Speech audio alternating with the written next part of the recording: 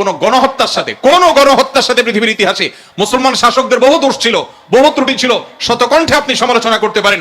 আজকের বিশ্বের মডলরা যেভাবে গণহত্যা করছে, পাখির মতো নির্বিচারে মানুষ মারছে ফিলিস্তিনের মাটিতে, সেই মানুষগুলাই যখন কোন ভিডিও ফুটেজে দেখেন ফেসবুকে, ইউটিউবে, তারা হেলিকপ্টার নিয়ে তাদের সেনাবাহিনী গিয়ে একটা গর্তে, একটা ড্রেনে কোনো কুকুর ছানা পড়ে গেছে, একটা বিড়ালের ছানা পড়ে গেছে, সেটা উদ্ধার করার জন্য তারা লেগে গেছে, আপনি তখন বলছেন ওয়াও কত মানবিক তারা।